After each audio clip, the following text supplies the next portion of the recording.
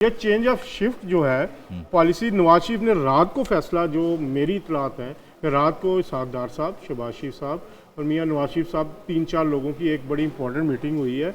उसमें वो जो बैकफुट पे गए हुए थे ना, जो उनके खिलाफ बैशिंग हो रही थी, आपने देखा है जो भी एक चीज़ चल रही है उसमें उन्होंने अब फ्रंट फुट पे आने का फैसला किया। उन्होंने ये कहा है कि अगर ये सारे पोजीशन में नवाज नहीं होता तो हमारे लिए और ज़्यादा मुश्किलात होंगी, हमें एक किस्म की डिफीट ये भी तस्वर होगी कि हम तो इनको नारे लगाते रहे इलेक्शन में। और जो उनका मेन ऑब्जेक्शन था ना कि जी पीपल्स पार्टी के साथ अगर गवर्नमेंट हो तो उसमें इतनी ज़्यादा लेदे है कि वो उसको चलाना नामुमकिन है।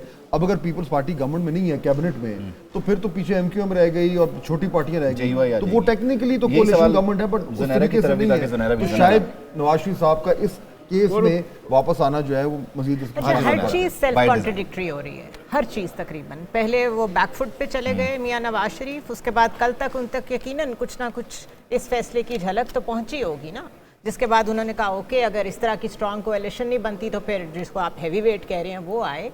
लेकिन इतनी जल्दी अगर आपको फॉर्मेशन लेवल पे ही डिसीजन मेकिंग इतनी मैसिव चेंज करनी पड़ रही है, इस गवर्नमेंट ने चलना कैसे है? That is the basic question. Number two Bilawal साहब मुस्तकिल कहे जा रहे हैं कि फ्रेश इलेक्शंस मजीद बहरान को जन्म देंगे, तो हम नहीं चाहते कि वो, इसका मतलब है कहीं ना कहीं एग्रीमेंट है, कहीं ना कहीं एग्रीमेंट है। नवाज शरीफ साहब के आने में एक और बहुत बड़ी मुझे कबाहत जो नजर आती है, जो प्रॉब्लम है, नवाज शरीफ साहब अगर वज़ीर आज़म बनते हैं तो फिर suddenly making Maryam Nawaz chief minister बड़ा इम्पॉसिबल होगी।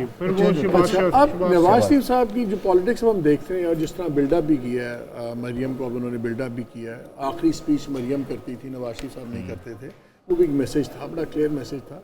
वो आगे का देख रहे हैं, जैसे जरदारी साहब ने अब उधर से बिलावल को आगे कर दिया। अगर इस टाइम पर मरियम चीफ मिनिस्टर नहीं बनती, मेरा ख्याल है ये बहुत बड़ा सेटबैक होगा और शायद मियाँ साहब इसी वजह से वज़ीर आज़म ना बने। ही वुड रादर प्रेफर कि सेंटर की सिचुएशन पता नहीं क्या होती है 6 महीने बाद, ये गवर्नमेंट तो 5 साल के लिए, तो मरियम को डिस्टर्ब ना करो पंजाब में।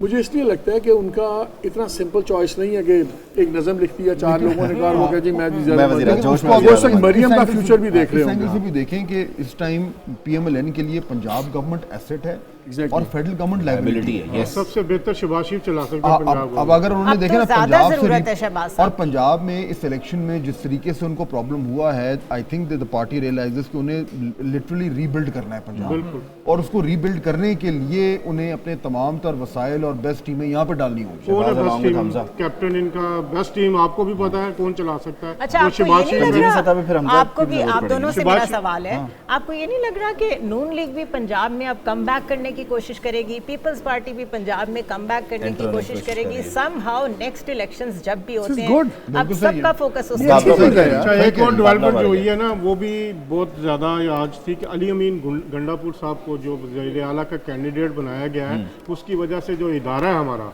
उसको भी बहुत ज्यादा तहफ़्फ़ुज़ात हैं। जो एक इमरान खान साहब के पहले रहा है कि वो हेड ऑन कोलिजन करते हैं, आज उन्होंने फिर अपनी बस जो वो दीवार में मार दी है।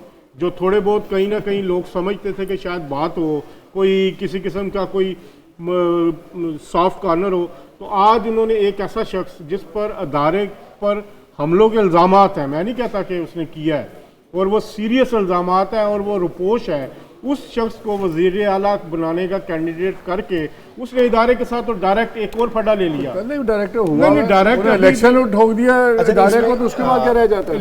ये आपकी सोच है ना कि इदारे को ठोका है। इलेक्शन क्या हुआ? अभी भी इल्जामात जो धांधली के इमरान खान की कॉन्फ्रंटेशन तो इदारे से कोई ढकी छुपी तो नहीं है ना, वो तो है। Why will he listen to them? उस वक्त तक तो वो कहते थे हमारा